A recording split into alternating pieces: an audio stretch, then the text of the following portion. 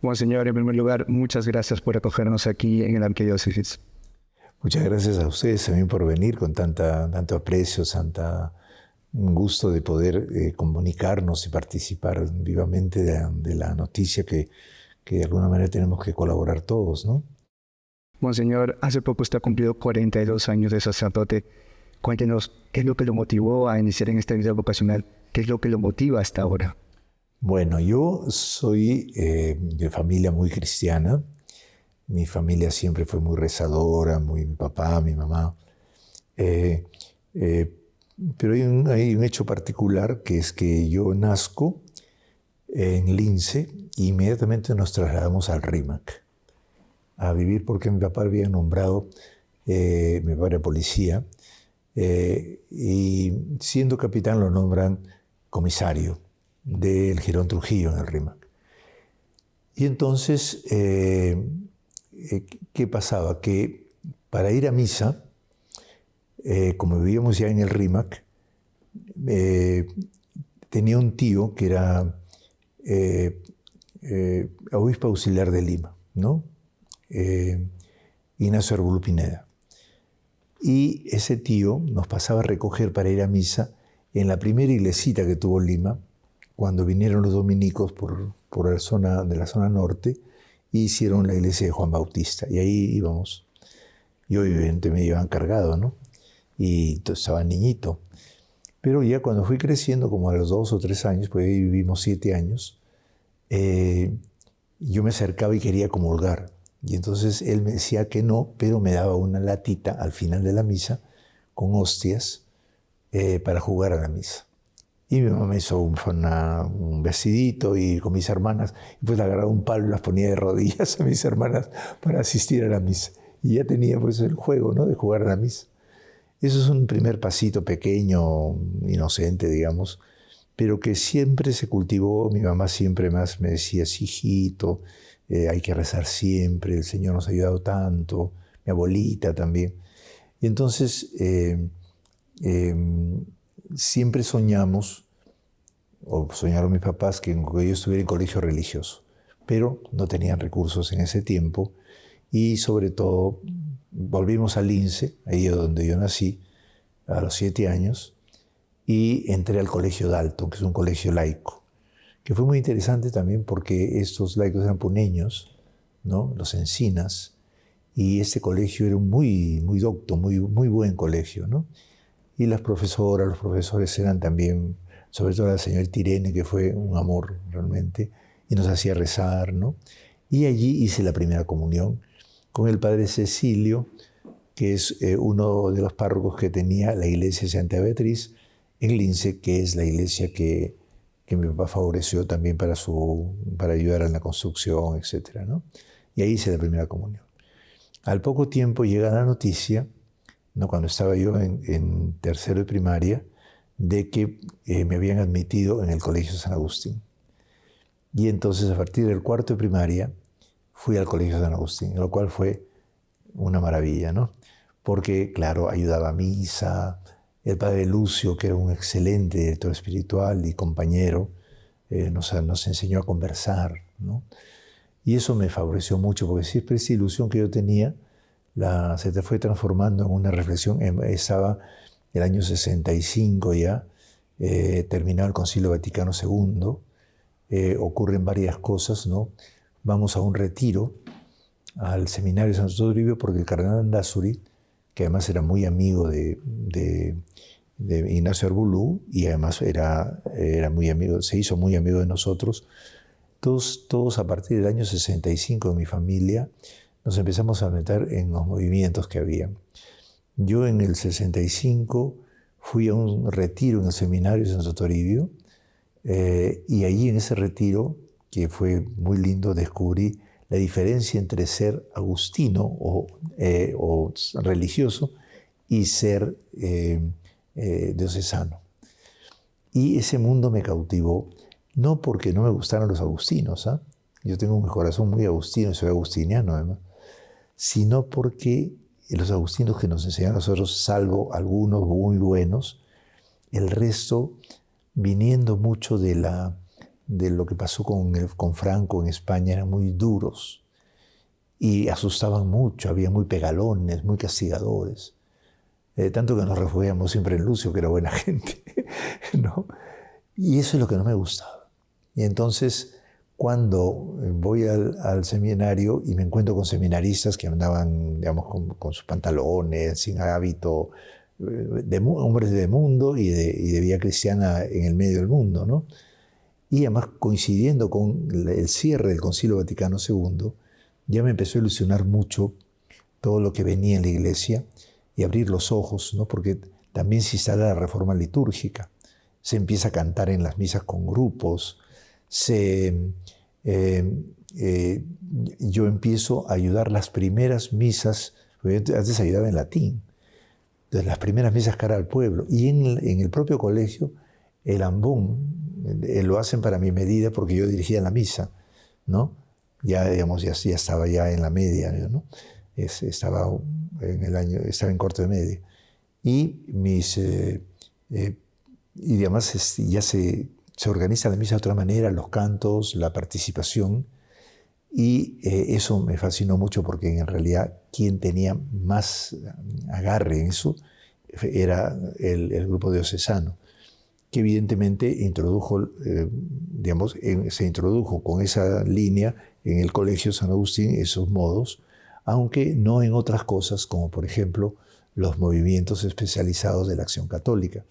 Y yo llegué a ser presidente nacional el año 67 de la Juventud Estudiantil Católica de Lima y del Perú, digamos, ¿no? Porque me pasé por todo el país. Entonces mi vocación como laico fue creciendo, pero siempre ligada al servicio de... Yo he predicado el año 65 por primera vez, siendo laico. Tenía 15 años.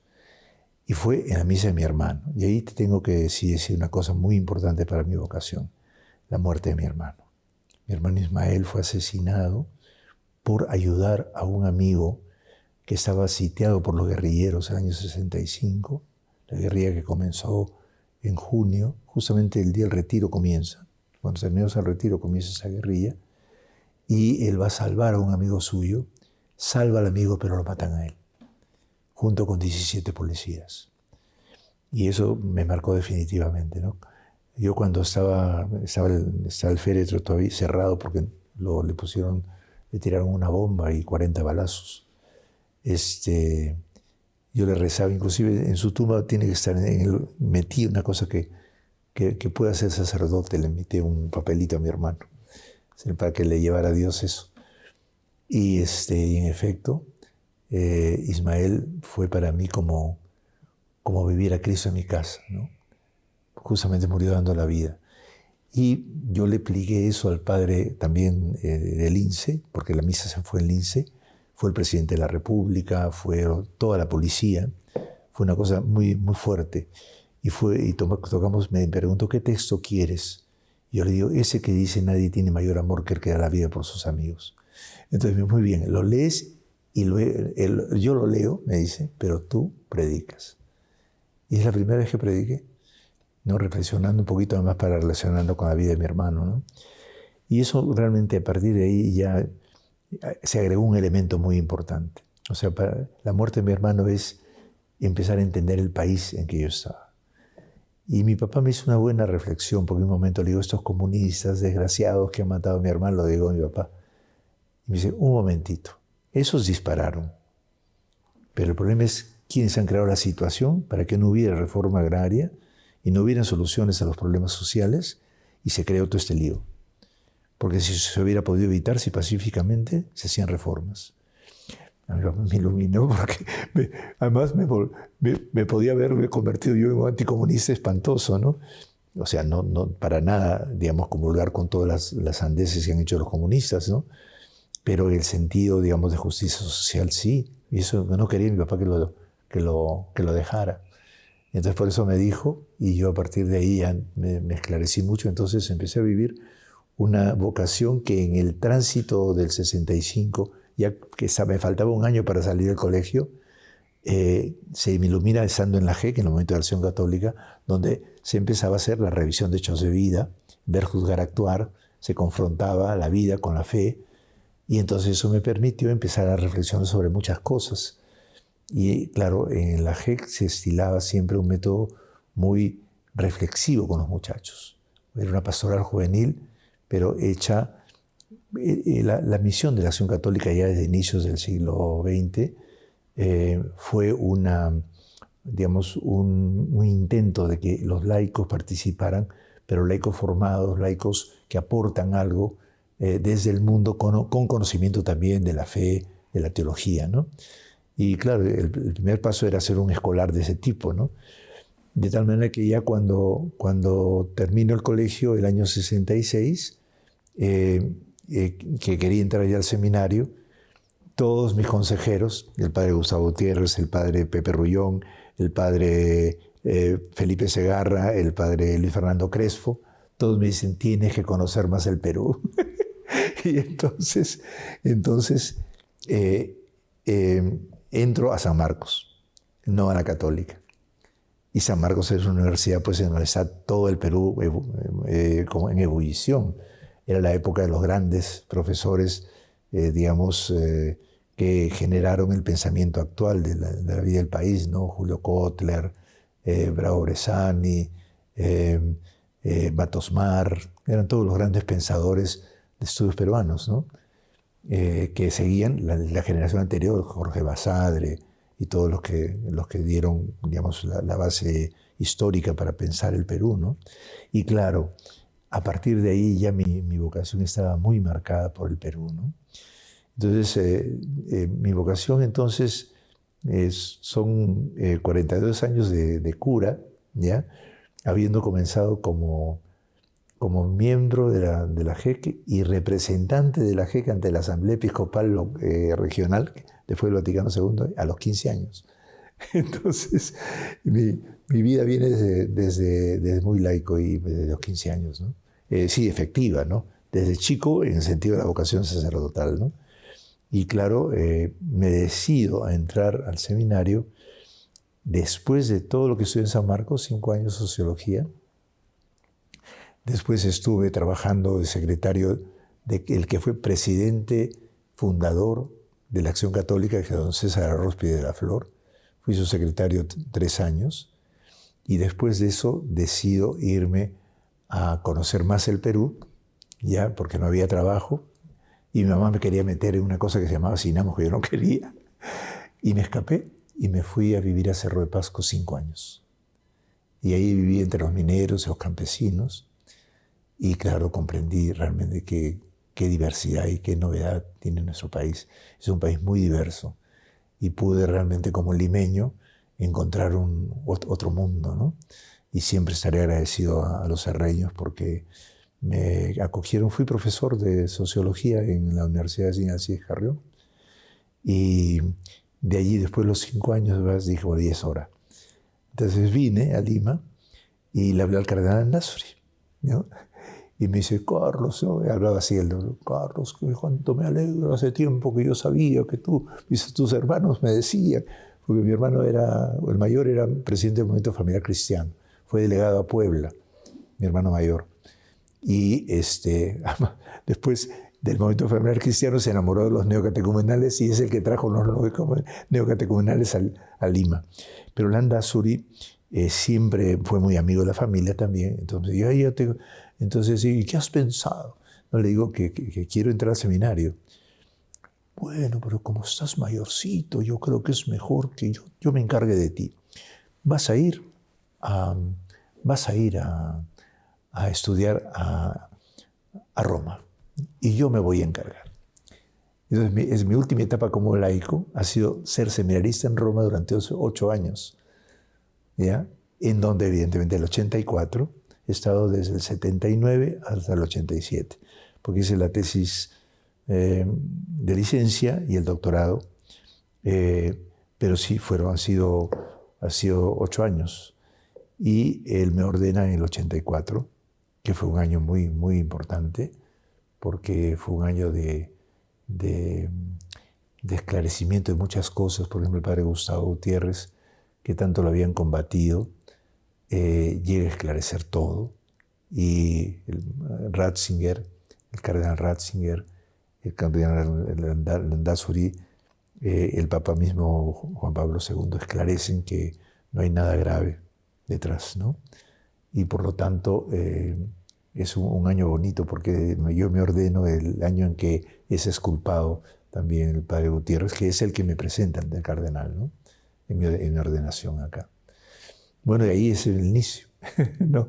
De allí las primeras tareas que cumplí, bueno, terminé el doctorado primero y cuando vengo a Lima le digo al cardenal que no me vaya a dar privilegio por venir de Roma, porque venía todo, pues me dice, por favor, porte bien.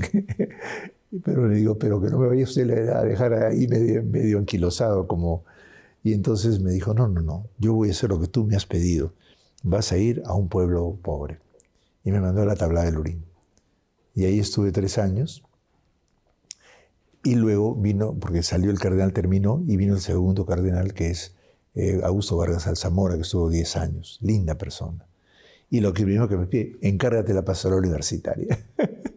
Entonces tuve que venir de Tablada y aquí en Lima me encargó de la pastoral universitaria y organizamos muy bien. Y con eso al año, porque hacíamos en las universidades, yo enseñaba en la Católica, ¿no? Y entonces nos propuso que hiciéramos con los universitarios que se habían confirmado después del primer paso de la pastoral siguió, con esos universitarios que fueron 500, que se confirmaron en la catedral de todas las universidades, formar la Vicaría de los Jóvenes. Entonces la Vicaría de la Juventud fue una cosa muy importante porque la hicimos en los estilos de la acción católica, autoorganización, confiar en los jóvenes. Entonces cuando a los jóvenes les das elementos, les propones, les enseñas alguito, pero ellos mismos que vayan desarrollando la lectura de la palabra, interpretar, conversar, actuar. Y fue una cosa impresionante. Empezamos unos encuentros que se llaman Encuentro Juvenil Toribiano, no por Toribio Moro, que él quería mucho a Toribio. Entonces Augusto Vargas iba inclusive a los encuentros y estos encuentros empiezan a intensificar preciosamente. El primero tuvo 1000 chicos, un poco bien organizado, pero con algunos sacerdotes que yo no estaba nada más para cuando se organizó, ¿no? Vine para la realización, pero no. Pero luego nos pide el padre, inmediatamente vamos a hacer otro. Y lo hicimos en el Salesiano. Vinieron 7500. ¿Ya? Todo autoorganizado, pues no teníamos lo que hay instrumentos ahora, todo los chicos en el suelo pintaban los afiches. Y era una cosa muy linda. Inclusive los títulos, las cosas todas las debatíamos. Y decía, a ver, vamos a poner propuestas de tema. Entonces en la pizarra, todos los temas. Y ahora vamos a discernir cuál es el mejor. Y todos los muchachos. Y todos por unanimidad luego. No se resolvía algo que no sea unánime. Y entonces demoraba uno, ¿no? Para cada título, en cada encuentro nos demorábamos de las 3 de la tarde a las 9 de la noche. Pero esa es la paciencia que hay que tener. Por eso lo aprendimos en esa época. Y luego entonces se hicieron varios más. El 79, no, perdón, ¿qué estoy diciendo? No, el que estoy diciendo, 1900, bueno, no, así, 96. En 96 se hizo uno que se llamó, y fue de 7500 en el Salesiano, Joven, sé tú un camino de vida, barras, pandillas y grupos, una luz para Lima. Todo elaborado por los chicos, todo, por asamblea. Luego hicimos en la Católica, nos abrieron la Católica, había una cantidad de gente, y hacemos uno de 12.500, porque lo que es autogenerado, con la libertad y con la compañía, los chicos atienden, sienten que la iglesia existe, viva, ¿no? Luego de eso hicimos uno siguiente que tuvo en la Católica también 25.000 muchachos. Y todo además, ¿no?, sin un centavo. O sea, quizás había algunas auspiciadoras para la comida, qué sé yo, ¿no? pero una cosa impresionante, como el labor común de todos los chicos es impresionante. Y el año 2000, que es el año de Jesucristo, que es el año en que muere también Augusto Vargas, ¿no? El encuentro fue de 40.000 muchachos en la Católica. Y la misa mayor, justamente porque estaba enfermo, estaba agonizante, el encuentro fue en agosto y Augusto Vargas muere en septiembre, ¿no? Y entonces lo dirige Iván Barén, mejor dicho, la misa la hace Iván Barén, y fue una cosa impresionante. Evidentemente lo que no quedaba bien es el jardín de la Católica, pisado por 40.000 muchachos, ¿no? Bueno, yo creo, te digo eso porque mi vocación creo que es sobre todo una especie de inspiración del Señor para aprender a ser testigo de Él, siempre en un país difícil, pero lleno de esperanza, lleno de fe, ¿no? Y claro, la fe, si no se transmite de generación en generación, la fe se anquilosa. Inclusive lo que nos permitió esta experiencia con los jóvenes, sobre todo cuando veníamos de la Acción Católica, es que no nos conformábamos con repetir lo que recibíamos, sino de generar formas nuevas. Y eso yo creo que ha sido una cosa muy importante que además viene del Vaticano II, porque nuestro catolicismo es muy fuerte en el Perú, pero siempre de tradiciones culturales y de costumbres que podrían tener cosas de fondo muy interesantes y simultáneamente algunas que producen duda, ¿no? La idea de que, por ejemplo, que si yo no rezo, Dios te va a castigar. Cosas metidas por las mamás, ¿no? Pero que luego también los sacerdotes, todos se instituyen, ¿no? Y es peligroso eso, porque si no le quitamos a Dios la única característica que es fundamental en Dios, que es Dios es amor gratuito.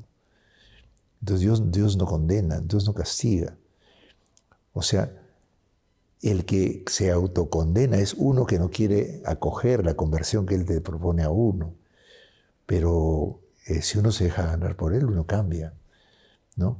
Pero, y uno se puede autocondenar en el sentido que uno se lo buscó, ¿no? Y el Señor además siempre está buscando el modo de llegar al pecador, no hay problema, ¿no? Pero son cosas que evidentemente son de mentalidad que hay que estudiar, por qué se formaron, y hay que de generación en generación posibilitar una mejora y una renovación.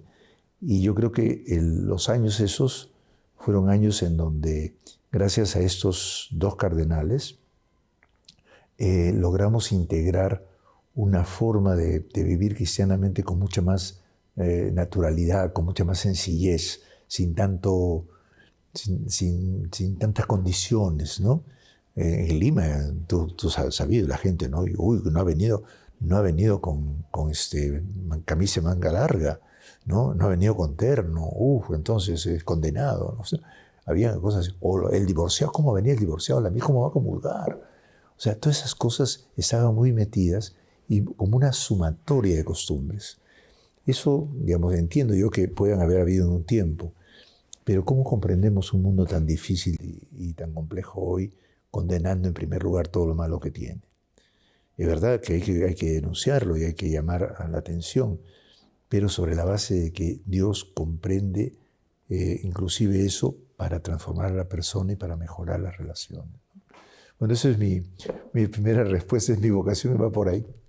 Me sorprendió lo que nos ha contado, ¿no? Lo de su hermano, todas esas experiencias juveniles, que se nota que han cambiado mucho en su vocación. ¿Qué es lo que hasta ahorita lo sigue manteniendo así firme en esta fe, sobre todo ahora que es arzobispo? Mira, una cosa que yo creo que es muy buena siempre es el ejemplo de algunas personas, ¿no? Evidentemente el de mi hermano es el más fuerte, ¿no? Pero diríamos, por ejemplo, mi papá era un hombre de mucha oración siendo policía, y me mantiene muy fuerte, bueno, una cierta fortaleza, a veces también entras en crisis, ¿no? Pero no, eso de dudar nunca, ¿no? Son cosas que uno tiene que, ¿no? Porque si has vivido mucho, ¿no? Pero bueno, mi papá sufrió muchísimo, en todo, inclusive hasta no le hicieron ascender por un acto inteligente que hizo para salvar a un coronel. Porque le tiró una silla encima porque lo iban a matar. Entonces, con eso disculparon para sacarlo y salvarlo. Y por eso no le permitieron ascender. Pero, digamos, cuando uno ve a una persona que ha sufrido mucho y se ha mantenido, esos son ejemplos impresionantes. Además, tuve la oportunidad yo soy el último en mi casa, soy el séptimo. Y pude conversar con mi papá viejo. Y entonces me contaba todas las cosas, ¿no? Entonces tengo miles de anécdotas que él me ha contado, me ha participado y quería que yo conociera, ¿no? Luego, algunas personas que nos han comunicado la fe, uno las lleva muy dentro, íntimos amigos que hemos sido verdaderos amigos, ¿no? En la época del colegio o en la GEC o posteriormente en la UNEC también, ¿no? Por ejemplo, mi mejor amigo es Víctor Méndez, que murió en Bélgica. Era cojito, tenía poliomielitis, ¿no? Y claro, tuvo que morir alguna vez de eso porque se cayó en el lago y se ahogó. Pero súper inteligente, valiosísimo. Hubiera sido uno de los mejores pensadores de la historia actual del Perú, ¿eh? Muy trome. Estaba estudiando, íbamos a escribir juntos un libro que ya te lo tengo bastante avanzado, porque en Bélgica, dice, como tú estás escribiendo ese libro y me interesa, entonces yo ahora estudio teología para que pueda firmarlo y ayudártelo a escribir. Y murió antes, ¿no? Bueno, yo creo que lo que me sostiene sobre todo es el testimonio de las personas, pero hay algo más fuerte todavía, y es que trabajando en medio de los sectores populares te enseñan muchísimo. O sea, la gente nos evangeliza, ¿no? Es muy común, con el Papa hemos hablado a veces, ¿no? Somos evangelizados por la gente y ella nos enseña el camino y la misión. Dios, Jesús, está en la gente y habla por medio de ella, ¿no? Y yo creo que eso sí, todos los trabajos en los sectores populares me han dado mucha fuerza. Y claro, eso me permitió pasar, porque de los sectores populares yo siempre elegía a los jóvenes, ¿no? Y de hecho, puede creer, cuando hemos estado en la tablada, los jóvenes nos enseñaron a combatir pacíficamente el terrorismo, ya, generando una confianza entre todos y aislándolos, ¿no? Y de hecho, la tabla de Lurín, podríamos decir, fue, como decíamos nosotros, zona liberada de terrorismo antes que se venciera a nivel nacional. Porque nuestros jóvenes creamos eso, así como teníamos después el modelo para hacer los encuentros juveniles en Lima, fue la Semana Juvenil de Tablada. Porque así lo organizábamos con todos los chicos, todo el mundo participaba.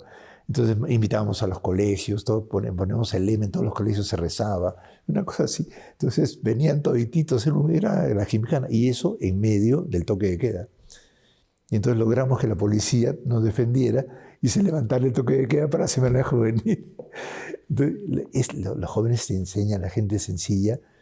Cuando tienes pocos recursos, tú encuentras los recursos así, digamos, debajo de la tierra, ¿me entiendes? Y hay una creatividad además de nuestro pueblo muy grande que en gran parte viene por la fe. Son dimensiones de la fe que a veces no recordamos, pensamos en más, qué sé yo, la procesión, todo eso que hay que seguir, ¿no? Pero la experiencia religiosa de nuestra gente es una experiencia sumamente humana. Y entonces lo que pasa es que no la valoramos como religiosa. Entonces el gran acontecimiento de educación física, sí, pero está detrás la fe, ¿no? Porque ¿de dónde saca fuerza la gente si casi no hay que comer a veces, ¿no? Sin embargo, hay todos nuestros campeones. Entonces, yo siento que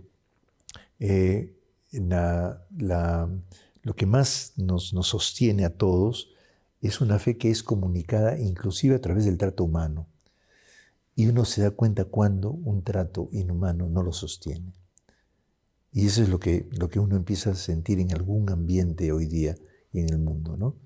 Se está instalando una especie de ateísmo que no menciona la existencia de Dios, o no, la no existencia de Dios, pero que menciona sobre todo la existencia de yo. Yo mando, yo digo y todo el mundo me obedece. Eso en esa época no existió. Y cuando existía todo el mundo le tiraban papeluchos. En efecto, yo soy testigo de unos papeluchos que le tiraron a uno de los fundadores del Sodalicio, porque se metió a una jornada del trabajo del año 68, que se hizo una evaluación que se hizo por un enorme. También hicimos eso a nivel laico, ¿no? Apoyamos la jornada estudiantil del trabajo, que en un día los jóvenes de Lima salían a las calles a limpiar, a barrer, todo. No sé si has participado tú en eso. Pero, y esa plata se la damos a una escuela. Entonces, cuando se hizo la evaluación, estos sodalicios se metieron a decirles que entraran a la Unión Revolucionaria, ¿no? Que eso era un partido político, ese es el nombre que tenía el partido de Sánchez Cerro. Y entonces los chicos se agarraron, fuera, y los votaron. Y se despidieron, ¡Heil Hitler!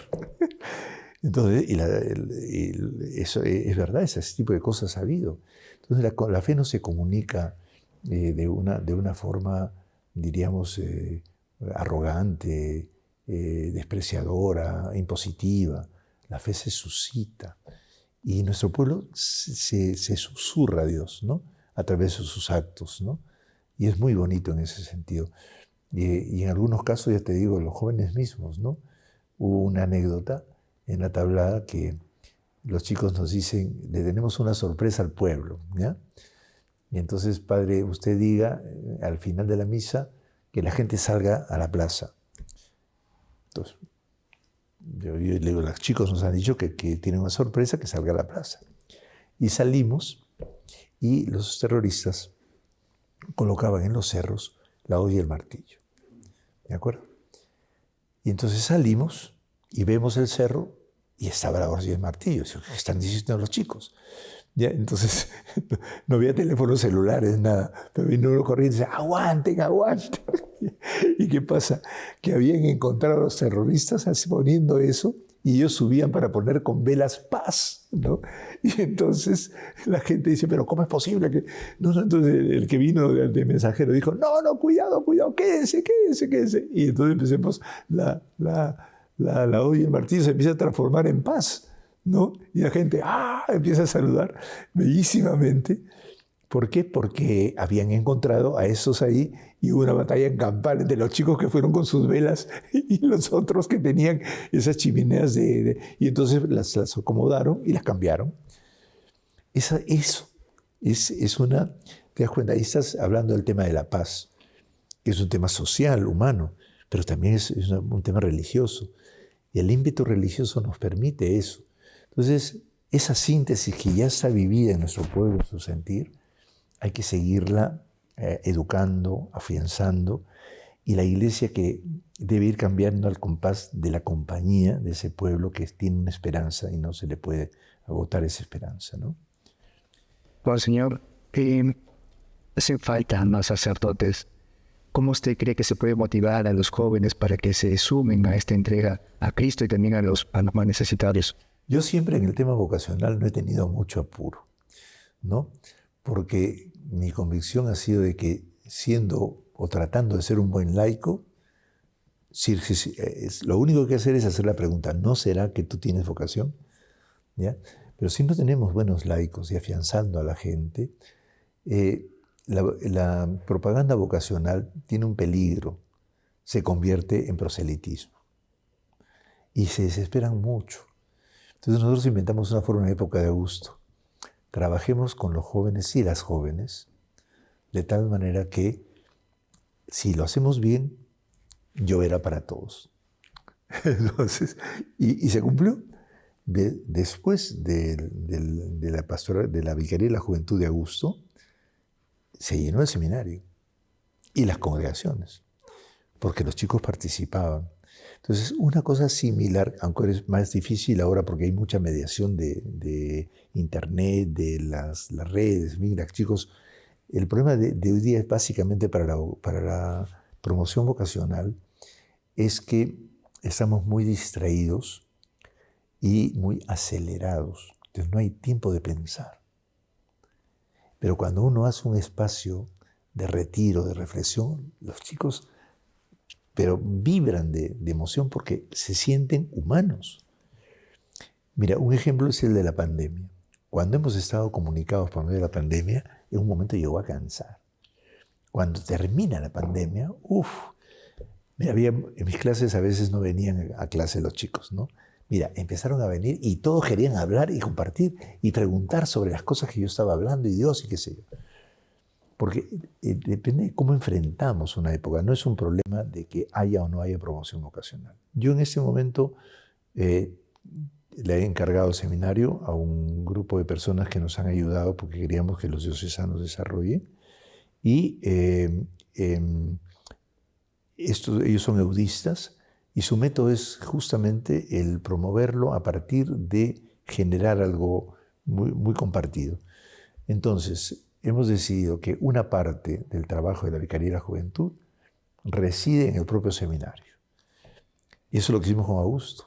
La profesora juvenil iban al seminario. Entonces hay familiaridad. Claro, porque a veces hay siempre ese prejuicio. No, pero las chicas, los chicos tienen que ser, si son curas, tienen que ser curas normales.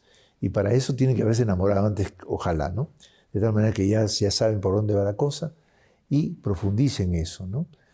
Y en realidad, si bien es cierto, después de 7 años de trabajo, no estamos mal, en el sentido de que tenemos en este momento 35 seminaristas. Sí es cierto de que todavía vamos lento. Y la lentitud me parece que viene sobre todo de que es más difícil pensar. El joven está, y mira que ahorita con la inteligencia artificial los médicos están diciendo que está disminuyendo el coeficiente de inteligencia. Es muy serio, porque no lo empleamos. Como todo ya está fabricado, todo esto es simplemente decidir sobre la base o hacer dibujitos o mandar cosas. Todo es ligereza. Entonces, la causa es esa, no es que no estamos haciendo promoción y no estamos haciendo con los jóvenes mismos. Pero ahora, por ejemplo, hemos retomado nuestro método.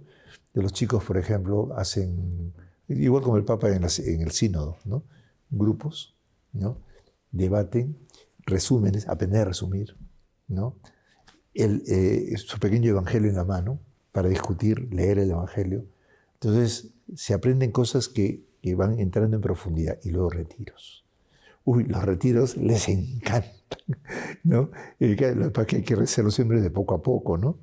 Pero yo creo que, en principio, lo que tenemos planeado ahora, como hemos ido avanzando, hemos hecho una reforma de la diócesis, todo va en la línea de la participación y de integrar aspectos de meditación con aspectos de debate. Ahora, cuando hemos hecho las asambleas sinodales parroquiales, no sabes, duran eternamente porque la gente quiere conversar, hablar, expresarse, participar, sentir a su iglesia en casa, en donde entonces estamos en casa y tenemos confianza, ¿no? Y como en el país también hay todas esas desconfianzas históricas recibidas del pasado, ¿no? Que tú eres un indio, que tú eres un cholo, que tú eres un negro, aquí nos chineamos, nos choleamos, nos gringueamos, todo el santo día. Entonces, hay que superar eso es una cosa histórica que hay que superar, que viene de la colonia, de la época en que habían castas, ¿no? Entonces eso tiene que superarse. Señor, si nos podría mencionar brevemente al menos tres desafíos y 3 logros que usted considera que existen en la Arquidiócesis de Lima. De cosas que yo creo que ya hemos ido logrando, el primero que creo que se ha logrado es poner en movimiento a la diócesis para despertar el cariño por la sinodalidad. Eso es muy importante. Es verdad que hay personas que se oponen porque creen que vamos a hacer una especie de parlamento. No hay nada no tiene nada que ver. Participar implica una compartición de la palabra, del sentimiento. Tenemos una sociedad que nos influye por todos lados y no sabemos ya qué decir. Entonces aprender a decirnos, a reflexionar. Y también hay un interés por la palabra misma, pero para eso también tenemos que tratar de decirla bien, es decir, oportunamente. Entonces la gente está atenta a la palabra, pero no a cualquiera, sino también el ver que sea una cosa con sentido, interesante, ¿no? Entonces yo creo que vamos logrando un nuevo consenso sobre qué cosa ser como iglesia en el futuro, cómo ser iglesia en el futuro. Y ese pasito ya tiene una nota, o es participativa la iglesia o dejamos de ser iglesia, ¿no? Es la Iglesia de Comunión del Vaticano II, renovada ahora con la sinodalidad, ¿no? Esa es una primera cosita. No hemos logrado la sinodalidad todavía completa, pero vamos en buen camino. Hay bastante ánimo por seguir en ese camino. Y el segundo logro, me parece importante, es que hemos logrado una forma de llegar a los jóvenes que nos permite estar más cerca, ¿no? También a la gente. En general, todavía sí mantenemos, bueno, ya veremos para después las cosas que faltan, ¿no? Pero esto yo creo que es importante porque es comprender a los sectores según son. Estamos aprendiendo, pero ya es su experiencia de que eso es mucho más interesante. Porque es verdad, el mundo, si bien es cierto que todos somos humanos, también es cierto de que están surgiendo nuevos tipos de sujetos con nuevos problemas.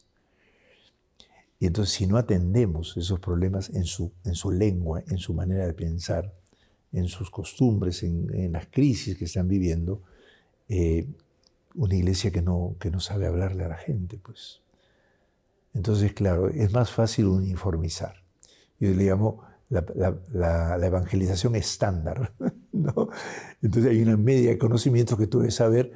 Era un poquito lo que estaba detrás de la idea del catecismo, aunque de la idea menos profunda del catecismo, ¿no? Porque la idea de Toribio, por ejemplo, era el catecismo como complemento a una prédica adecuada. Eso después veremos cuando hablemos de Toribio, ¿no? Pero en todo caso es yo creo. Y el tercer logro, me parece, es abrir poquito a poco la puerta a un nuevo tipo de clero, más cercano, que nos está costando, ¿no? Pero ya la nueva generación de jóvenes ya piensa que ser cura es de otra manera. Siempre rezador, siempre cercano, siempre predicador, pero mucho más vivo en la relación con la gente, mucho más cercano, ¿no? En cuanto me dirás, pues, las cosas no logradas, ¿no?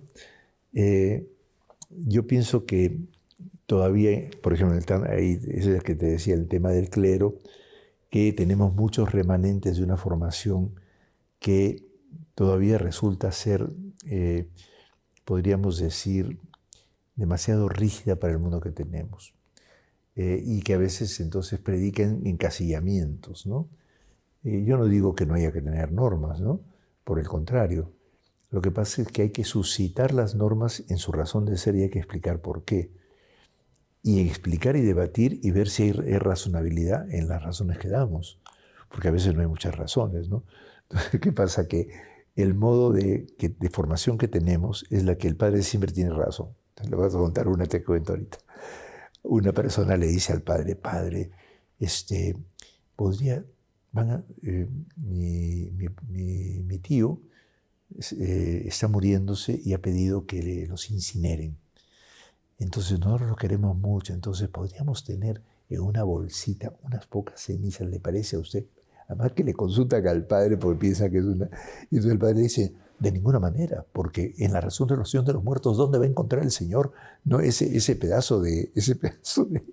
¿no? Yo le digo, la señora me consulta, yo le digo, y Santo Toribio está despedazado por todo el mundo, y Rosa de Lima, todas las astillas de rosa están por aquí y por allá. Entonces digo que no. Entonces, que ahí hay un problema estructural del pensamiento de qué sacerdote necesitamos. Y el modelo es el que sabe todo y dice todo. pero dice cosas que no tienen, inclusive eso es imposible, ya la iglesia lo hace, ¿no?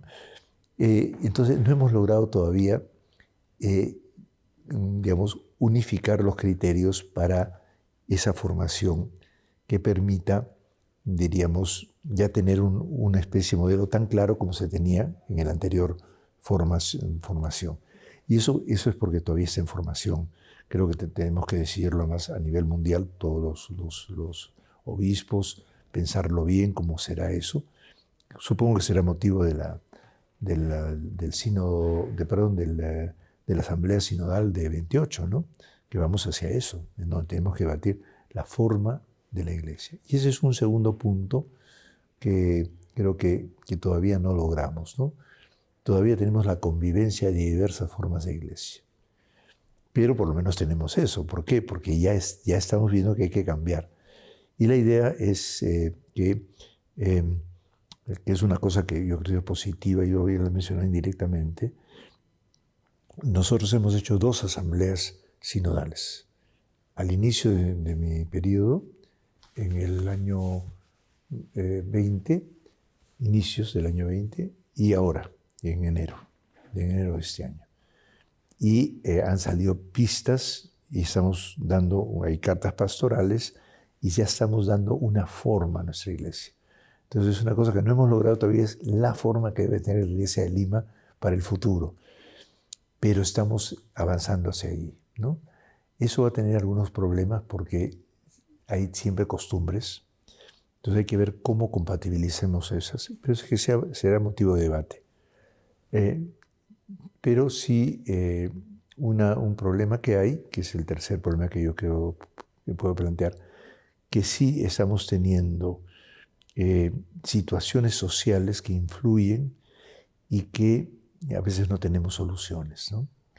Este desarrollo de las mafias, de la violencia, acaban de hablar de la introducción de una nueva mafia al país, que hacen lo que quieren.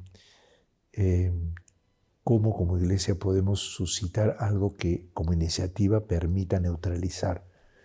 Sobre todo porque, predicando el Papa, la paz desarmada y desarmante, tenemos que ver formas pacíficas de neutralizar y de impedir la violencia. Lo que es sumamente difícil, pues lo normal es meterle la tropa a la gente, o a esos, ¿no? Pero de todas maneras el peligro muy grande de equivocarse está ahí. La idea es cómo actuar inspiradoramente, como hizo Jesús, que inspira y genera evidentemente demoró siglos, ¿no? Pero suscita una corriente de amor que neutraliza todo. Todo el mundo se siente amado. Entonces la iglesia incide en la realidad de una manera, ¿no? Nos está faltando todavía llegar a eso, ¿no? Monseñor, estamos viviendo un año jubilar por los 300 años de la canonización de Santo Toribio Mogrovejo. ¿Qué es lo que más impacta de su predecesor? Bueno, yo creo que ahí hay algo precioso que aprendí en el grupo 9 ahora, como hemos hecho en nuestro documento. Toribio tenía justamente esa intuición. Está en los Hechos de los Apóstoles. La iglesia es un camino en donde uno caminando encuentra sujetos y ha de reconocer a Jesús en el corazón de esos sujetos, y la experiencia de Jesús que uno lleva debe entrar en diálogo con el Cristo viviente que está allí. Para eso hay que comprender a la gente. Y una de las cosas más notables de Toribio es su comprensión de la gente. Por eso instituyó el quechua y el aymara como obligatorio para todos los curas y otras lenguas aborígenes. Instituyó también una cosa que estoy descubriendo ahora gracias a una aclaración que me ha hecho el Canal Poli de Argentina, ¿no? El Canal Poli ha hecho la tesis excelente sobre José de Acosta. José Acosta era el brazo derecho de Toribio, a jesuita, que además rectificó los errores de los jesuitas, que cometieron varios. Uno de ellos que era muy amigo del virrey, e inclusive dejaron que el virrey se llevara a todos los indios de aquí de San Lázaro, de lo que ha sido mi parroquia. Se los llevó a la reducción. Y la reducción era una especie de lugar en donde se suponía que aprendían todo de nuevo. Y entonces había una especie primero de homologación. Todos los indios eran indiferentes de varias partes. Entonces no eran gente por sus localidades, por sus costumbres, y porque acá es un país muy diverso, entonces las particularidades son muy importantes, ¿no? Y entonces una especie, reciben una educación estándar. Y entonces llegó Toribio de 4 años de viajar y dice, ¿qué? ¿Y dónde están? ¿No? Y se fue además la Virgen lloró. Entonces, con más razón, si la Virgen ha llorado, me lo llevo. Y lo sacó. Y ese ejemplo, que estamos muy bien estudiado, yo cuando iba a Chachapoyas me he dado cuenta que la memoria que hay en la gente viene del hecho de que Toribio, como había habido 2 pandemias grandes, una que ya sabemos ahora es nuevo eso, que viene de unos microbios que trajeron los incas viniendo porque los incas son relativamente un poco tiempo antes de venir de los españoles, que vienen ahora se sabe que vienen de la frontera de Brasil con Venezuela. Y traen un virus que es uno de los que diezmó. Y encima vienen los españoles y meten otros virus, la gripe, etc., y se moría la gente. Entonces Toribio llega un momento de pandemia. Entonces la gente se había dispersado para no contagiarse. Pero luego cuando llega a Toledo, dice, aquí todo el mundo se junta. Y se junta indiferentemente. Entonces él no. Iba. Por eso es que él se demora tanto. Visitas canónicas, ¿ya?, a todas las dioses de 4 años. No estaba. Entonces se quejaba al virrey. Nunca está en las ceremonias. Ceremonias. Estaba recorriendo los pueblos. Y entonces ahí se ve que el cardenal Poli me ha ayudado en eso. Porque yo le dije, me da la impresión que 4 años para producir el informe, por ejemplo, que está en el libro Las Visitas, que son estadísticas, que deja él para mandar al rey, digamos, muy poca cosa. Es que no está allí el método que tenía para evangelizar. Nadie ha escrito sobre eso. Solamente el catecismo, los 2 catecismos que hizo, uno más para más doctos y uno para más sencillo. Toribio tiene más bien la intuición de que estando con la gente, conversa con ellos y les hace primero entender cómo han sido comunidad ellos, cómo vivían. Y es a partir de allí que él se demora en explicarles en su lengua, ¿ya?, cómo es la comunidad cristiana. Y para eso les cuenta la historia de Jesús. Entonces en el Perú, tú sabes que nuestro centro fundamental de devoción es el crucificado. El Señor de los Milagros es parte de eso. Pero tenemos las cruces en los cerros. ¿De dónde vienen las cruces en los cerros? ¿Y por qué en el cerro? Porque en el cerro hay una adoración también al cerro, al Apu, que es la adoración más antigua. ¿Por qué? Porque del Apu viene el agua. De los cerros altos viene el agua, la nieve. Y ellos pensaban que el cielo estaba más arriba de la nieve, pero ya la nieve era una parte del cielo, porque ahí estaba la vida. Entonces, Toribio no rechaza eso, ni hace un sincretismo, ¿ya?, sino que partiendo que ustedes creen en eso, lo razonable de ustedes me sirve para contarles lo que nosotros creemos.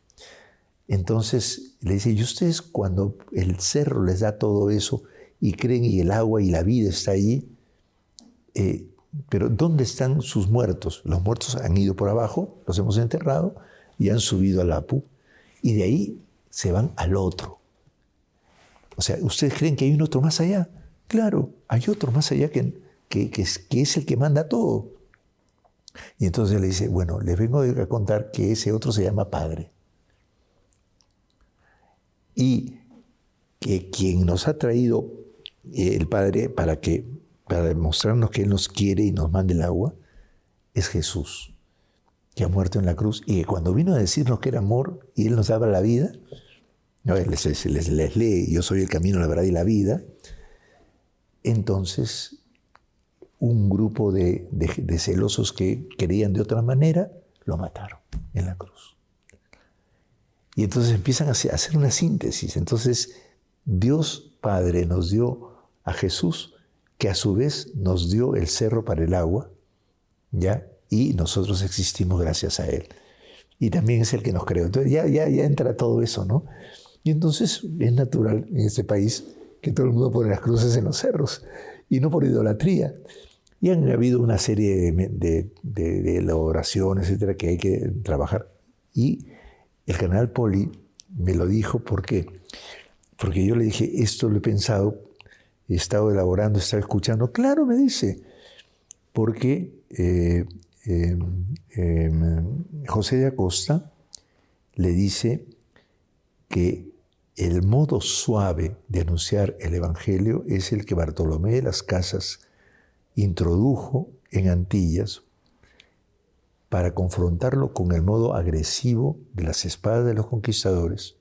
Y además, las casas, eso es lo que denuncia, y después se ha inventado la leyenda negra de las casas, pero las casas les hizo firmar, les decía, tú mataste a 30 indios en un credo, rezabas el credo y los ibas matando. ¿Me lo cuentas? Claro, les parecía una gran hazaña, y lo firmaban. Y eso lo acumuló las casas y narró su historia de las Indias. Y antes de eso escribió del único modo de denunciar a los pueblos la verdadera religión, que es la suavidad. Acosta recoge eso, ¿ya? Y lo actualiza con Toribio. Y Toribio es el que viene a anunciar con suavidad la palabra de Dios. Por decir eso hace unos días, ¿no? Un grupo de gente conservadora me hizo, han afeminado han afeminado a Toribio. ¿Cómo es eso? No, nada, lo suave es de Dios. Dios es amor, delicadeza. Y esa es una de las cosas más lindas que yo recuerdo de Toribio, ¿no? Su sentido de la misión, su sentido del sujeto que tiene delante, que le responde a sus intuiciones y lo valora, y su cultura también, y simultáneamente la suavidad con que procedió.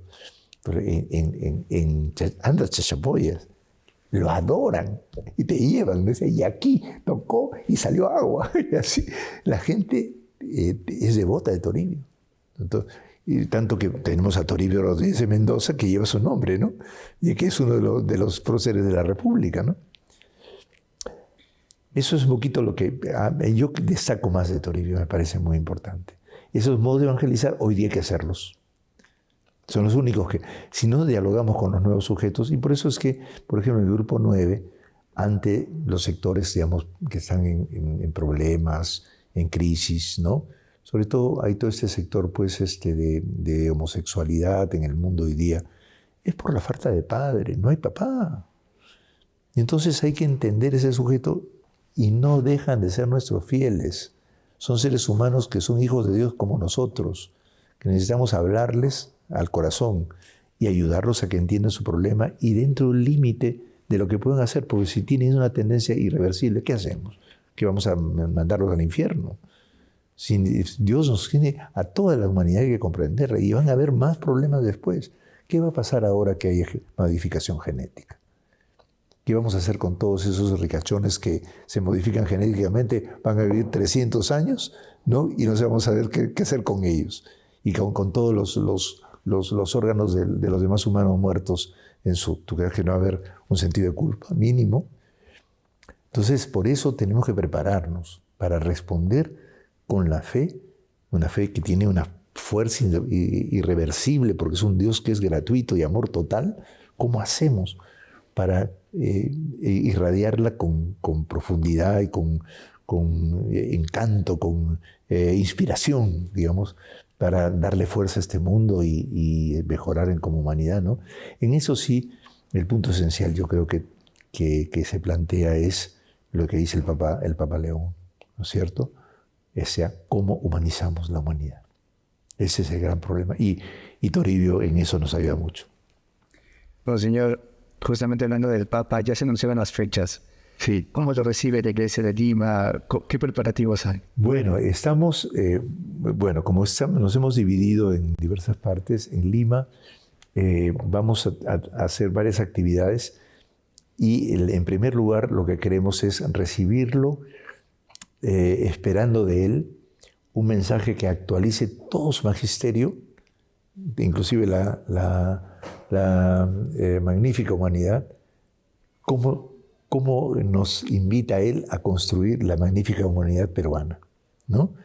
Yo eso ahora ya le voy a escribir, pero ese sería nuestro ideal, que nos haga una actualización, porque él conoce el Perú y él sabe cómo los peruanos somos, ¿no? Entonces, estamos preparando una cosa, digamos, como hay diversidad en todo el país, evidentemente Chiclayo es la que tiene la cabeza, ¿no? Esta vez él mismo lo ha dicho, y el pueblo chiclayano más tiene sus características propias que ya comentaremos, pero es ahí, digamos, las actividades serán muy propias de ellos, ¿no? En Lima estamos preparando 4 actividades. La primera es que pueda estar con los encarcelados. Fuera que tenemos mucha violencia, etcétera, y hay mucha gente en la cárcel, ahí la zona de Castro, que está muy, muy golpeada, ¿no? Y hay una buena pastoral ahí. Entonces queremos que los visite. Eso no pertenece a la diócesis de Chosica, que es vecina, pero es de la provincia de Lima. Lo segundo es que pueda participar del reconocimiento, de oración y acogida del legado de Toribio Mogrovejo en su propia diócesis.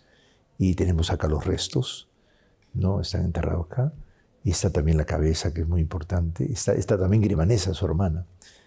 Y entonces tendríamos aquí con todos los curas y las monjas para renovar la vocación toribiana en todos. Yo creo que eso es muy importante, porque, y eso hemos trabajado mucho en estos años, cada diócesis en el mundo tiene un carisma propio. Y la nuestra es un carisma misionero y lo hemos olvidado. Desgraciadamente, hace tiempo se tenía eso. Landázuri, por ejemplo, era un gran... tenía aquí el cerebro al lado suyo, ¿no? Pero el carisma misionero de Lima siempre fue fundamental. Y lo perdimos, ¿no? Hay alguien que decía, ya la iglesia de Lima está hecha, solamente falta, ¿no? Falta hacerla funcionar, ponerle cuerda y ya sigue funcionando. No. La iglesia de Lima sigue en evolución y se requiere que ese espíritu misionero lo continuemos. Y claro, nuestro modelo de cura, ya te decía, por ejemplo, es poco misionero y tenemos que cambiar. Toda la diócesis está en línea de misionero, iglesia en salida, ¿no? Entonces, por esa misma razón, queríamos que las palabras del Papa, que es un misionero, ¿no?, vinieran a anunciarlos, a misionero además de donde murió Toribio, ya pueda irradiar a todo el clero y a todas las monjas que hay en Lima, ¿no? La tercera es la apertura de la puerta de la catedral y el salir a la plaza, para encontrarse con delegaciones. No será masivo, serán delegaciones que pertenezcan a diversos grupos de la diócesis, de diversas partes, que representen la diversidad peruana. Y por eso le hemos llamado el encuentro con toda la sangre del Perú, ¿ya? De tal manera que él me ha dicho mismo que le envía, eso sí, las preguntas, pero quiere que hablen. Me dijo, yo quiero que hablen, ¿ya? Y entonces eso sí, mándame antes, porque si no, y sobre todo si es en quechua, tengo que traducir luego yo, ¿no? Y entonces, a lo largo de la plaza van a estar situados, de tal manera que después el Papa pueda recorrer y saludar a todos, pero alrededor de la plaza, de tal manera que se va a dirigir a cada uno. Es un diálogo, como hemos visto en España, y esa sería la tercera. Y ya la cuarta, creo que es suficiente, porque en Lima nos dan 2 días nada más, el 16 y el día final, ¿ya? Luego sí tendrán algunos encuentros con personas, en fin. Y el día final, que sería la gran misa final, que sería en el aeropuerto de Las Palmas, y en donde irá el Señor de los Milagros, ¿no? Están preparándose muchas cosas, delegaciones juveniles. Bueno, es una cosa apoteósica, No sabemos evidentemente a qué hora sale todavía ya, si ahí sale directamente ya al aeropuerto grande, pero este es el encuentro más grande. Y bueno, se piensa que tendrán pues por lo menos 3 o 4 millones de personas, ¿no? Y antes, pero me olvidé, nos falta uno. En el medio de los dos, ese es al siguiente día. Después del encuentro con todas las sangres, los jóvenes. Y aquí pues tenemos la Vicaría de la Juventud, así que estamos viendo en qué estadio va a ser, porque aquí los jóvenes van a venir en mancha. Y se están organizando para las guardias juveniles, el cuidado del Papa. Y y luego sí yo les he pedido que vamos a publicar en la página web todas las enseñanzas del Papa desde Dilexit hasta Magnifica Humanitas, para que todas las cosas de las cuales él ya tengamos conocimiento y podamos acoger más vivamente lo propio que nos va a decir a nosotros en ese tiempo, ¿no?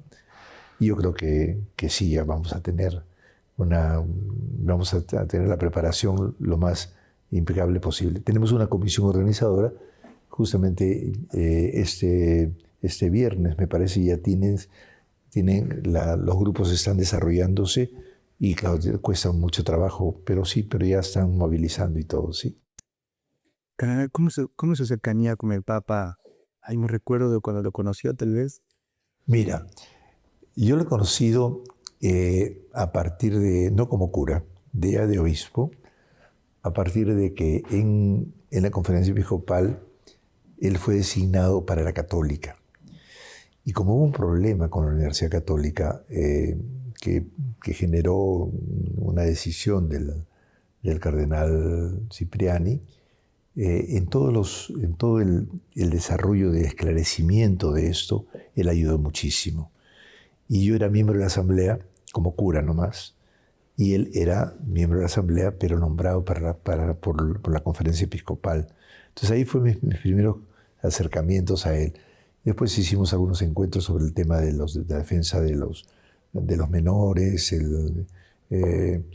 todo este trabajo que se está haciendo para el cuidado de las personas, como es el canonista también, de los cuidados que hay que tener legales, ¿no?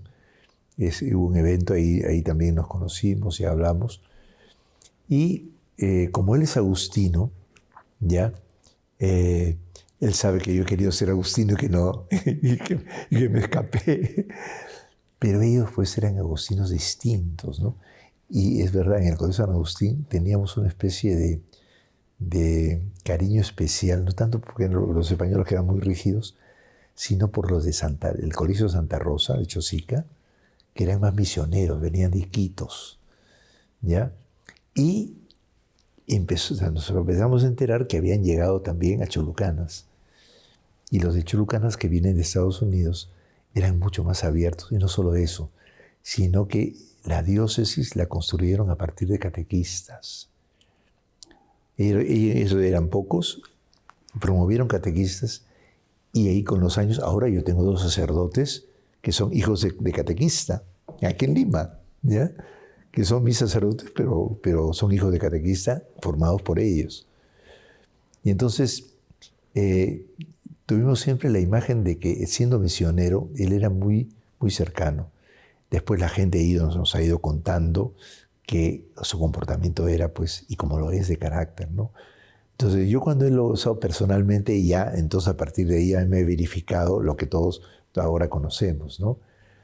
Que durante la pandemia hubo un problema grave y había que intervenir la diócesis del Callao.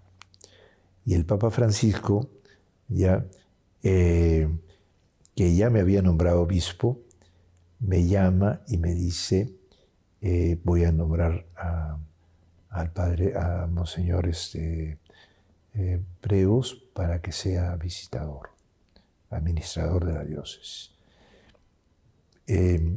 Y como yo soy el primado en Lima, tú tienes que darle todo el informe a él, de todo como ves, porque eres el primado de ahí. Y eres el primado y además eres el encargado de la provincia. Y se vino desde Chiclayo, un día dentro de la pandemia todavía, ya, manejando su carro, y llegó para tomar desayuno. Y entonces se vino a mi casa, que en Lince. Y entonces, ahí hablamos, lo recibí, tomó desayuno, nos sentamos, fue a dormir la siesta, todo excelente. Y claro, hablamos mucho de cómo estaba la cosa. Y ahí, desde ahí, grandes amigos, ¿no? Entonces, siempre me dio la impresión, porque además siempre ha sido, él es firme y simultáneamente muy tranquilo, ¿ya? Y en la tranquilidad escucha mucho y discierne mucho. Tiene esa cosa de la espiritualidad de la paciencia, ¿no? Que es bien importante, porque incluso la última vez que le mando una cosa que estaba pasando y me dice: Carlos, la paciencia, muy importante. ¿Ya? Paciencia y buen humor. Eso me parece que es muy importante porque justamente tiene lo que le falta al mundo actual. Y al principio, inclusive a veces decíamos, es muy lento, ¿no? Porque creo que en lo de la católica, cosas, algunos corrió la voz de que no salía, eso no salía el nuevo reglamento, qué sé yo, ¿no? Apurados, ¿no? No, hay que pensar mucho las cosas, ¿no? Y entonces, la primera cosa que tengo es esa paciencia y esa, podríamos decir, sencillez para moverse en medio del pueblo, ¿no? Cuando ya apenas me dijo eso de que se vino el carro manejando, después ahora ya me he enterado de otras cosas, yo le he preguntado también, ¿no? Eso que lo usan los motores, ¿no? Y hay cosas que ya me enteré después, pues no las tiene en primer lugar, ¿no? Y bueno, y todo lo que ha caminado por ese pueblo. Ahora, cuando fue su elección, yo me traje la carpeta en donde escribimos, porque uno, como dijo, Parolín, ya nos han quitado los papeles, pero esto nos podemos llevar, claro, llévenselo. Y todos nos llevamos el nuestro, y yo lo llevé a Chiclayo de regalo, ¿no? Bueno, te diré que yo creo que estamos ante un santo, un hombre muy santo. Después de las cosas que me he enterado, Francisco me contó eso, que él era muy, muy bueno para resolver problemas, y entonces que cuando estuvo en Buenos Aires y se encontró con él tenía un lío entre los agustinos, cuando era obispo, el Papa Francisco. Y entonces viene él de general y le dice: ¿sabe qué? Tengo esto, ¿no? Ve cómo se arregla, porque es que se llevan pésimo, ¿no? Y entonces, no sé cuánto tiempo después, llega otra vez como general y le lleva a los dos amiguitos. Y yo, ¿cómo has podido? Yo, si yo no he podido, ¿cómo has podido tú? Y ahí le tenía mucha admiración. Y entonces, bueno, esas son anécdotas que no sé si... Bueno, el Papa Francisco me dice, ya era obispo, él era obispo de Chiclayo, ¿no? Y me dice, oye, quiero traerme a Prevos. Y yo le digo: Santiago, un ratito, un momentito, porque hay unas cosas que todavía quizás no son no serían oportunas, ¿no? Ay, pero yo quiero. Bueno, usted lo puede hacer tranquilamente. No, pero yo tengo que pasar por el primado. Me dice: si tú no estás de acuerdo, entonces anda y dile que yo lo quiero, pero dile también que tú eres el que te has opuesto. ¿Ya? Entonces le cuento y me dice: ay, gracias. Me dice, porque no, él no quería salir. Y la segunda vez ella le dice: sí, ya aquí, ¿qué cosa es esa? Sí, veo. Entonces, Kelly, y lo llamo. Y esto le contesta que, y me va, y ahí empezó todo camino, ¿no? O sea, y fue a Roca. Y bueno, a él le entregué, y por el padre Plaza fue en el pie que se enferma, yo tenía cita, cuentos. Ya. A los 2 días antes se enfermó. Y no pude tener cita, entonces yo tenía que llevar a los 75 años de renuncia. Y tuve que llegársela a él. Y entonces cuando todavía está empezando en la clínica, y se llama fui para tú.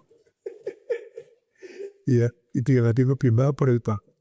En la cuestión de que me puedo quedar.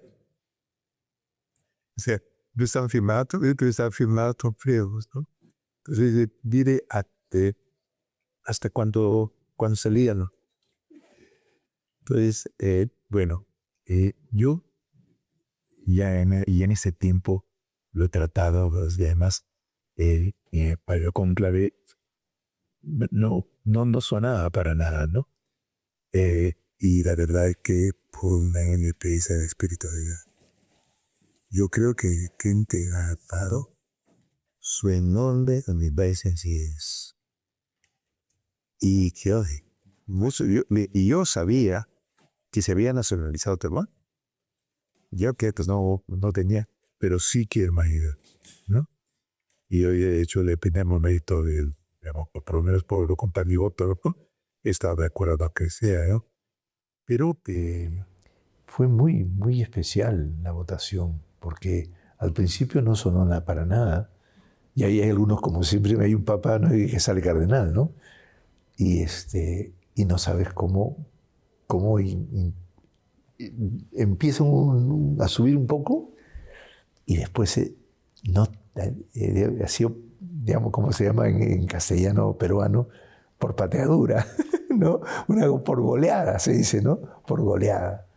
Y realmente, y es que yo creo que cuando el Espíritu Santo es el que vota y nos hace a nosotros, siempre las votaciones, la primera es dispersa, pero lo más importante es cuando todos estamos convencidos que acá hay algo de interesante y nos dejamos llevar, ¿no? Dios nos ama siempre inspiradoramente y por intuición, ¿no? Dios no da unas leyes clarísimas, no, siempre en el misterio de la vida, ¿no? Pues, señor, ¿cuánto cree usted que la peruanidad, si se puede decir, ha influenciado en el actual ministerio, el magisterio del Papa? Ya, eso es lo que sí quería decirte, porque vamos a empalmar con la chiclilla de la edad. Bueno, mi familia es de Chiclayo, ¿ya? Yo soy limeño, pero mi papá es Chiclayo y mi mamá trujillana, son del norte. La gente en el norte y especialmente en Chiclayo es muy alegre, muy entradora y luego muy religiosa también, ¿no? Quizás también por la huella de Toribio. Creo que Toribio también los trató con una, ¿no?, delicadeza y sencillez que quedó. Y hay algo que yo creo que él supo entender y vivir y lo atrajo como misionero. Por eso es que menciona, en la primera que menciona Chiclayo, tanto que los americanos decían, pero si Chicago no queda en el Perú. Decían, porque creían que había mencionado Chicago, no Chiclayo. Qué coincidencia, ¿no? Y ¿qué cosa yo siento que le ha marcado más de lo peruano? Yo creo que es una fe que se vive en el corazón de los problemas y que sostiene a la gente en la adversidad. Y que al ver eso, él, sobre todo cuando ha sufrido las inundaciones, etc., no solamente por compasión con el drama sufrido por la gente, sino también porque antes no había sucedido, después ocurrió la tragedia esa. Pero él ya tenía una empatía muy grande porque, digamos, tú no necesitas mucho recordarle todas las cosas a la gente. Basta con que dirijas algo poco y la gente que hay nada plesa y si piaderosas. Es muy despierto. Y por eso no solamente lo adora, sino que la adora a la gente también.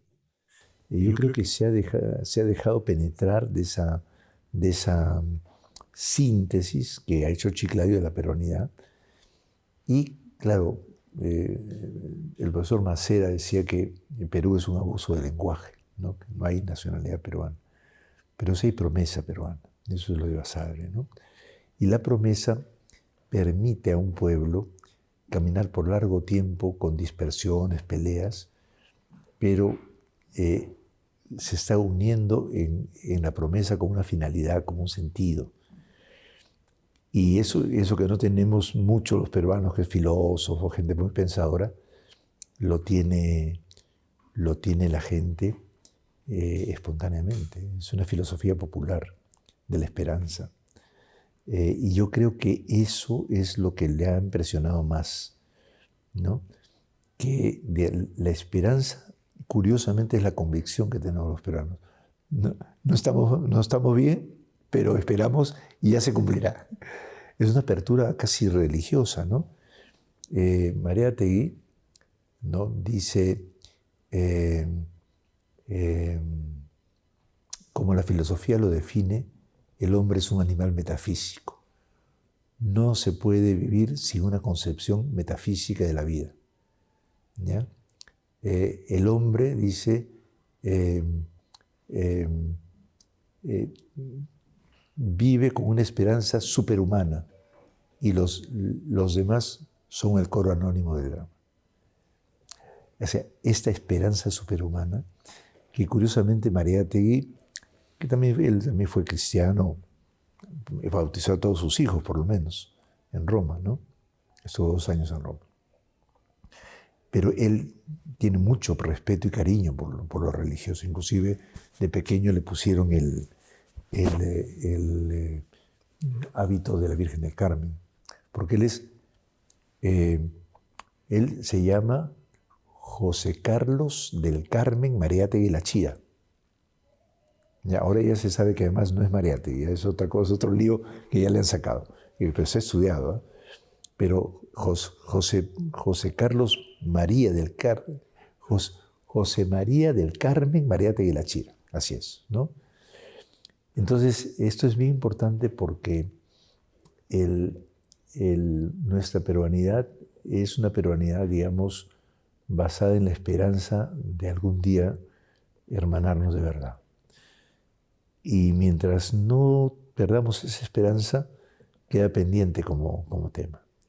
Pero es una cosa linda, ¿no? Porque entonces, ¿cómo conseguimos esa hermandad? Siendo tan distintos. ¿Qué cosa quitamos de nuestro comportamiento que nos impide ser hermanos? ¿Qué cosa agregamos a nuestro comportamiento que nos permite ser más hermanos? Y claro, y hay una cosa bien interesante, eso coincide con el mismo tema que nos plantea Jesús en los evangelios, ¿no? Que somos hijos y somos hermanos, y hoy día la humanidad no está hermanada. O sea, en chiquito, en el Perú, ya se vive, lo que pasa es que nosotros como peruanos estamos al borde de una guerra mundial, ¿no? Y el otro puede ser más peligroso. Pero es cierto que sí podríamos despedazarnos si no seguimos el camino de la esperanza que nos ha sido suscitada por siglos, que yo creo que en una parte viene del anuncio de la fe, que gracias a Dios viene de Toribio, ¿no? Que retoma lo más grande de la fe, que es el amor, ¿no? Elena, ya para terminar, ¿cómo usted sueña el Perú en el ámbito político, en el ámbito social y en el ámbito eclesiástico también? Mira, bueno, vamos a ver. En el ámbito político, yo creo que el Perú está llamado por su naturaleza a ser un país anchamente democrático. Entonces, lo que hay que buscar en el Perú no es destrucción de la democracia, como lo quieren esta época nueva de dictaduras que se está inaugurando. No digo en el gobierno, digo a nivel mundial. A nivel mundial, las potencias quieren, como pasó con Roma y otras, quieren implantar dictaduras como si eso es la solución a un problema de diversidad. Las diversidades siempre se solucionan haciendo que la gente diversa converse. Pues en el caso peruano, el punto que me parece bien interesante es que le hemos agarrado el sabor a la democracia con sus problemas, pero hay un deseo de participar impresionante, de ser escuchado, de conversar, ¿no? Porque además, siendo nosotros un pueblo, digamos, medianamente formado, hay gente muy culta, hay grandes autores que han hecho todo el esfuerzo, siempre en el Perú. Por eso es que la gente votó finalmente por Castillo, no tanto por él, porque han visto que no es una persona muy apta para eso, ¿no? Y metió la pata. Pero es maestro. Entonces, la gente al maestro le tiene... ¿Por qué? Porque queremos salir y entendernos. Cuando uno es distinto y inclusive sufre la discriminación, del maltrato y el prejuicio, que es el problema nacional. Yo dije la vez pasada que la sociedad del Perú está dividida no solo porque seamos distintos, sino porque nos maltratamos demasiado. Pero cuando surge la posibilidad de tratarnos bien, la gente conversa y cuenta de su pueblo, y porque tenemos miles de experiencias diferentes para compartir. Porque el Perú es así, es diferenciado. Yo comprendí algo del Perú cuando me fui a Cerro de Pasco y me encontré con gente maravillosa. Con mis alumnos nos íbamos caminando por sus comunidades a pie, 20, 30 kilómetros, ¿no? Y se reunía la comunidad y se recibían con un cariño enorme. Es impresionante, ¿no? Entonces, si nosotros tenemos ese paso, podemos inclusive darle un granito de arena a cómo se solucionan los problemas de la humanidad. Y estamos a punto, ¿eh? Estamos a punto. ¿Sabes por qué? Porque inclusive si la mayoría todavía, digamos, el país está dividido en dos, digamos, de querencias. Pero está bien, ¿no? Se ha hecho eso. Bueno, empezamos a apreciar lo bueno que hay y también se va a encontrar a otra persona con el desafío para ver cómo se enfrenta a esto. Si mete la pata, va a ser porque ella misma o esa persona o las personas que están gobernando no se dan cuenta y tienen que rectificar. Si lo hacen, va a ser un bien enorme porque vamos a empezar a integrarnos, porque además en este país además vino todo el mundo. El Perú es un mundo en pequeño. Y se sigue nacionalizando mucha gente. Pero hay que amar no solamente la tierra, sino a cada persona. Ver el mundo maravilloso que hay detrás de cada uno de nosotros. Inclusive si a veces nos equivocamos y a veces despreciamos, rectificar. Es decir, si empezamos ese camino, y de hecho ya en algunos casos ha empezado, la posibilidad de encuentro del sentido es mucho mayor, ¿no? Entonces el primer sueño es la anchura de la democracia, ¿ya? Digamos, si la democracia es un término político, ¿ya? Pero anchura es una actitud, anchar el corazón, ¿no? Entonces, primero eso, a nivel político, digamos, ¿no? A nivel social, yo creo que hay que confiar más en la subjetividad de nuestro pueblo que puede actuar. Por eso leí el domingo el texto de los movimientos populares que está en Dilexit, ¿no? El valor de los movimientos populares, que es en sintonía con Francisco eso, pero con sus acentos peruanos, ¿no? Porque los movimientos populares, diríamos, son iniciativas que la gente toma cuando hay problemas.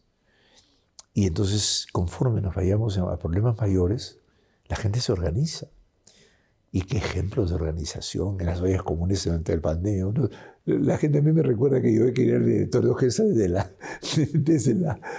la misa que la televisaban y lanzamos Cáritas, ¿no? Y dábamos los recuentos todas las semanas, ¿no? Pero las ollas comunes, una cosa impresionante. Inclusive el gobierno nos apoyó, era una movilización general, ¿no?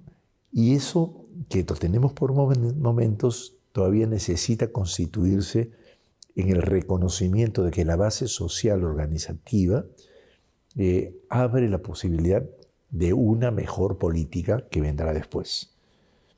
Entonces, lo que pasa es que la política se hace todavía, porque justamente creo que es la marca de lo que hemos pasado en el último tiempo, por ambición. Entonces, si no renunciamos a la ambición, vamos a destruir justamente lo que tenemos más grande y de valor, que es nuestra capacidad organizativa. Ni siquiera usar la organización para yo ganar votos, nunca, eso es santo.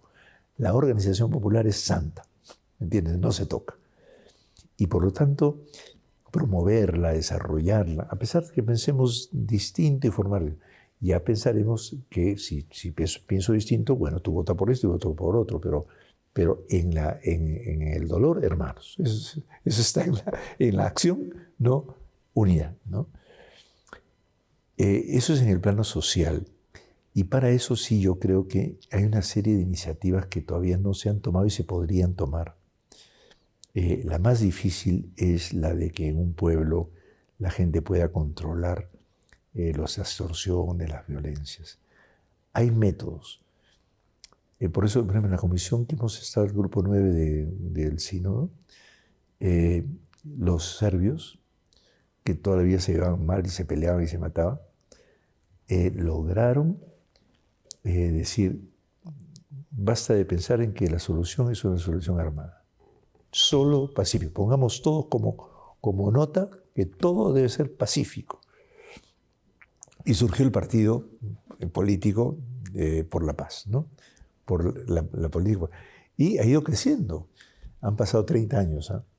En este momento gobierna y todo el mundo vota casi unánimemente por él. ¿Por qué? Porque dieron en el paso que lo pacífico es la organización humana de las cosas. Todo lo inhumano que es corrupción, ambición, pelea de perros y de gatos, ¿no? O sea, eso. Entonces, y para eso se necesita una cosa muy simple, simplemente, ¿no? Educarnos en el respeto y también en el aprecio y en la promoción del otro. Eso, desgraciadamente, no nos ayudan todas las redes, porque las redes ya están vociferando, pero sí podemos hacerlo, por ejemplo, en la iglesia, conversando todos. Y que luego en los pueblos se reproduzcan con los comités de barrio, comités de cuadra, como hacían en la época del terrorismo, ¿cómo hacíamos?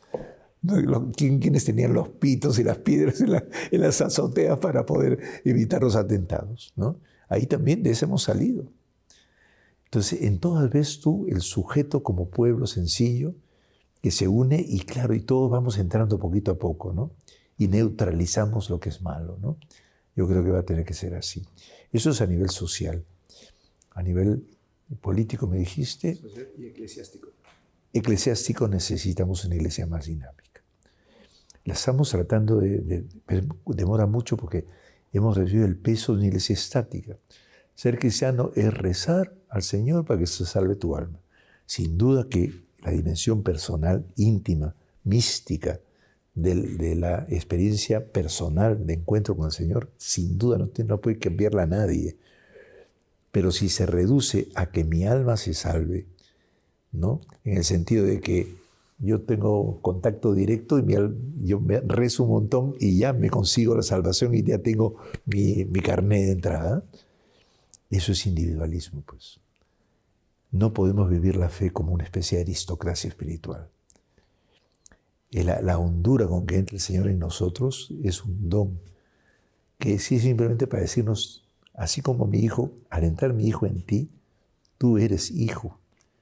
No de recién cuando lo acoges, ya antes lo eras, porque todos hemos venido de Dios.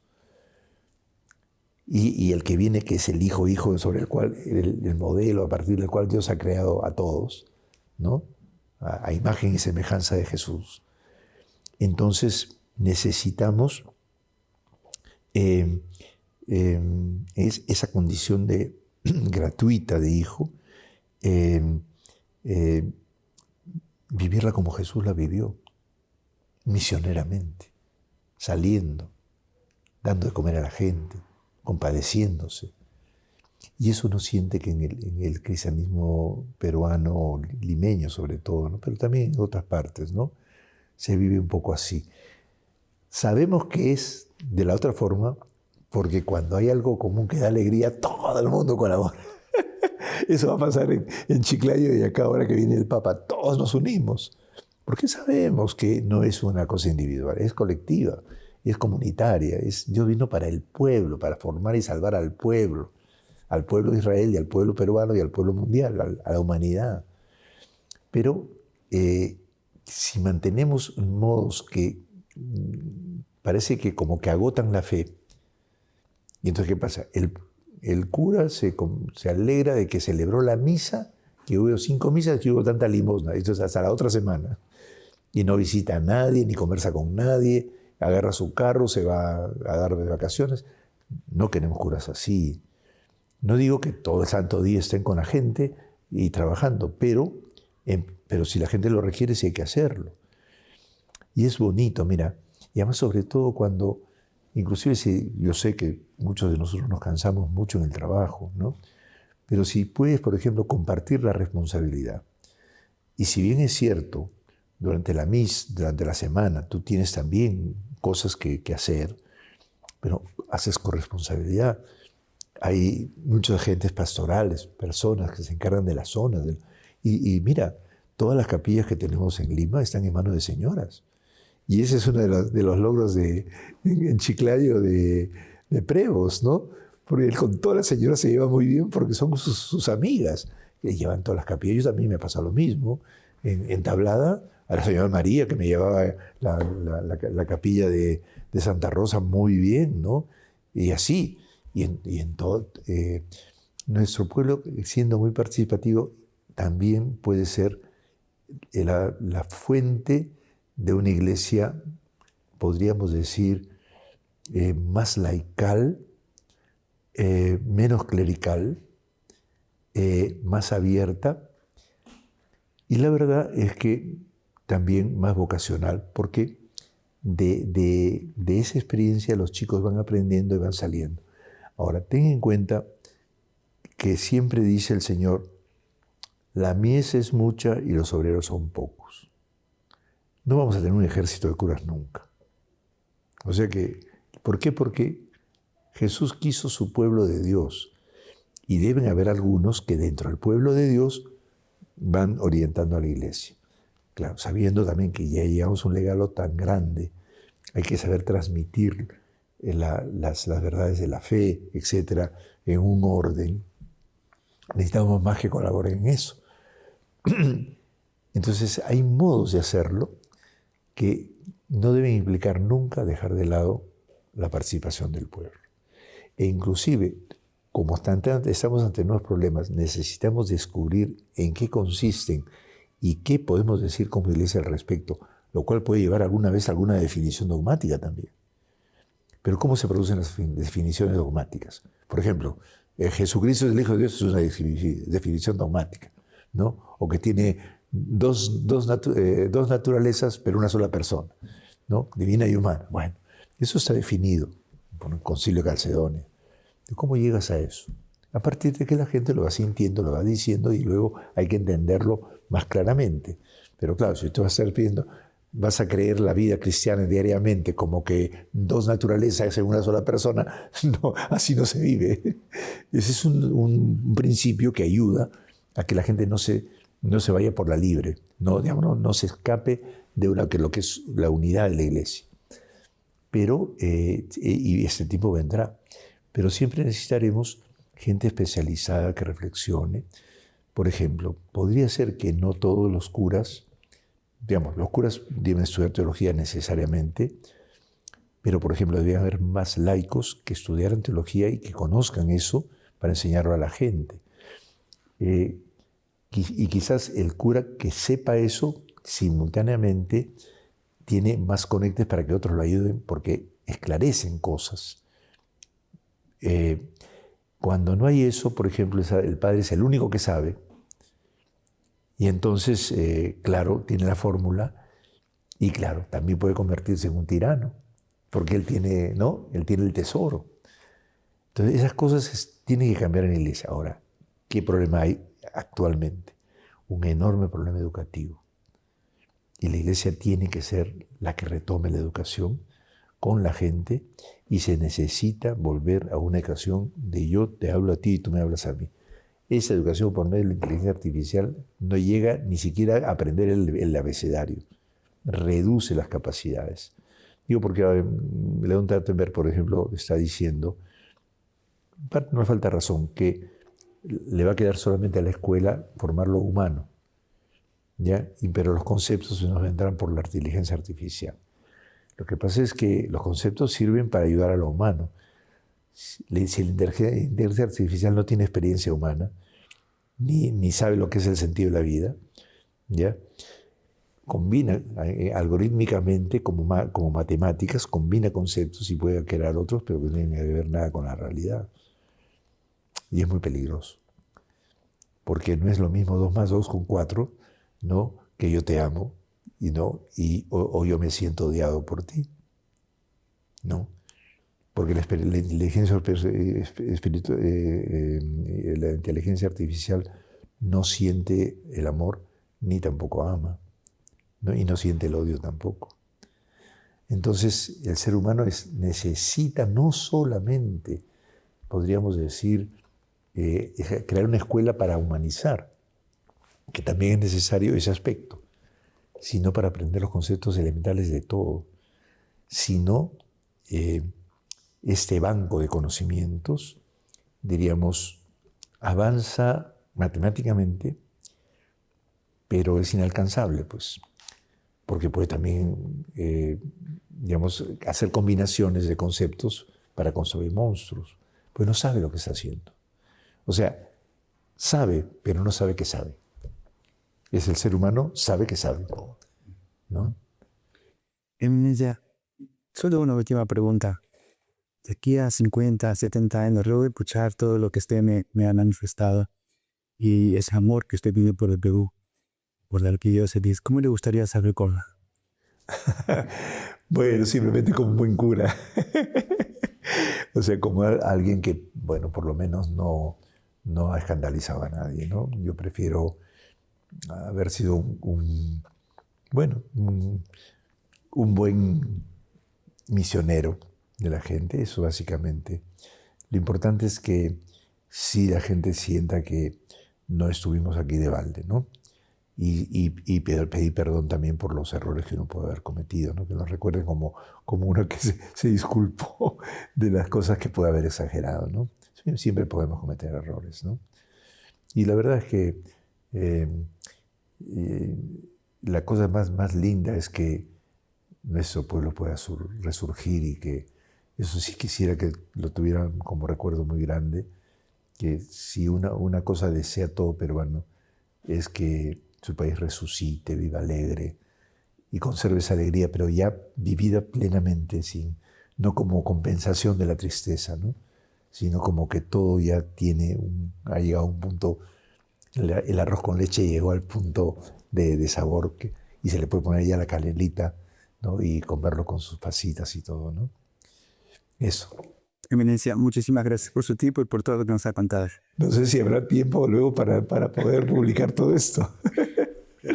Bien, muchas gracias también a todos y a EWTN y a su magnífica jefa, que pronto la tendré como jefa mía para comunicaciones. Muchas gracias. Gracias. Adiós. Gracias, Abel, por ti también. Muchas gracias. No.